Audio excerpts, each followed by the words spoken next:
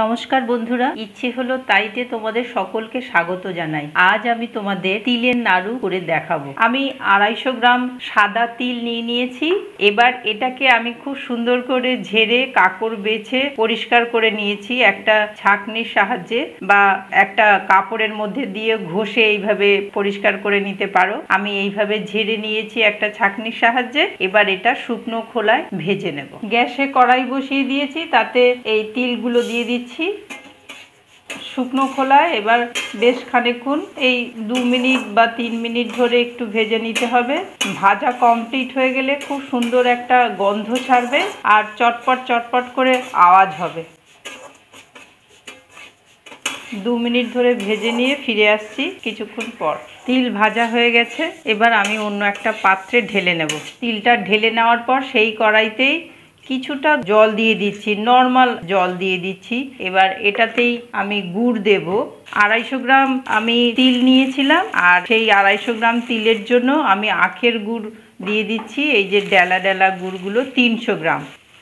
এই পরিমাণে গুড় দিলে পরিমাণটা সঠিক থাকবে।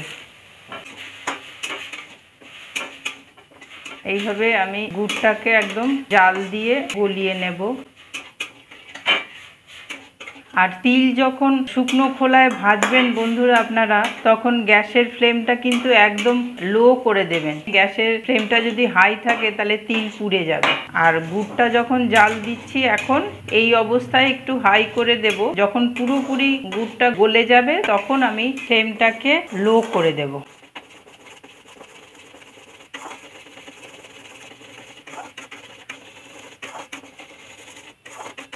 এবার আমি মিডিয়াম ফ্লেম করে দিচ্ছি। ফুটে উঠেছে গুড়টা, আর সমানে নাড়তে হবে।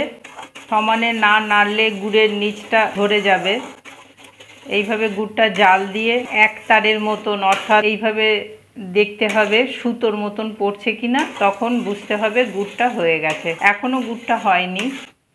গুড়টা জাল দেওয়া হয়ে গেছে মনে হচ্ছে। এবার আমি একটু ছোট্ট পরীক্ষা করে দেখব। একটা পাত্রে, একটা ছোট বাটিতে একটু জল নিয়ে নিয়েছি, আর এবার সামান্য একটু গুড় দিয়ে দেখব। দেওয়ার সঙ্গে সঙ্গে যদি গুড়টা জমে যায় তার মানে হয়ে গেছে। হ্যাঁ, হয়ে এসছে। এই যে জমে গেছে, চিট গুড়ের মতন হয়ে গেছে। এই যে এবার আমি গ্যাসটা অফ করে দেবো। আমি অন্য একটা পাত্রে অল্প তিল নিয়ে নিয়েছি। একসাথে সব তিলটা গুড়ে দেব না, তাহলে খুব তাড়াতাড়ি জমাট বেঁধে যাবে। আমি সেই পাত্রেই, যেটাতে অল্প তিল নিয়েছি, সেই পাত্রেই সামান্য গুড় ঢেলে দেব। আমি এটাতে নাড়িয়ে তিল পাকাবো অল্প অল্প করে। একসাথে তিল ঢেলে দিলে গুড়ের মধ্যে খুব তাড়াতাড়ি জমাট বেঁধে যায়, আর ভীষণই গরম, পাকাতে ভীষণ অসুবিধা হয়। আর তিলের নাড়ু করতে গরম গরম, ভীষণ গরম অবস্থায় তিলের নাড়ু পাকাতে হবে।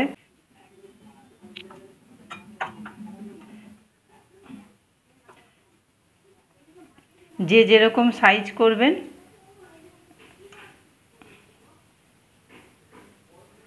বড় ছোট যার যেরকম প্রয়োজন বা ইচ্ছে সেইভাবে পাকিয়ে নেবেন।